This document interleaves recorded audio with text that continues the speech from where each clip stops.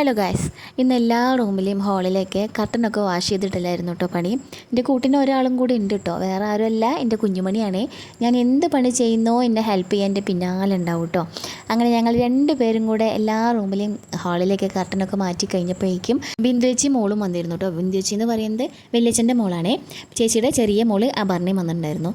അപ്പോൾ ആ ചേച്ചിക്ക് ആദ്യം തന്നെ ഒരു ലെയിം അങ്ങോട്ട് ഉണ്ടാക്കി കൊടുത്തു. എന്നിട്ട് പിന്നെ കുറേ നേരം സംസാരിച്ചുകൊണ്ടിരുന്നു. അവർ പെട്ടെന്ന് തന്നെ പോയി കേട്ടോ.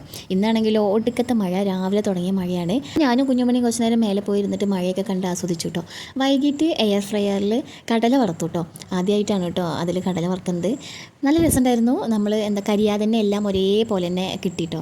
എന്നിട്ടൊരു ഗ്ലാസ് കട്ടൻ ചായയും കുടിച്ചിട്ട് ഞങ്ങൾ കളരിക്ക് പോയി. ഇന്ന് കളരിയിലെ ഏട്ടനായിരുന്നില്ല കേട്ടോ ക്ലാസ് എടുക്കാനായിട്ട്, വിനോദേട്ടനായിരുന്നു. ഏട്ടനാണെങ്കിൽ കുറച്ച് സ്ട്രിക്റ്റ് ആണ്.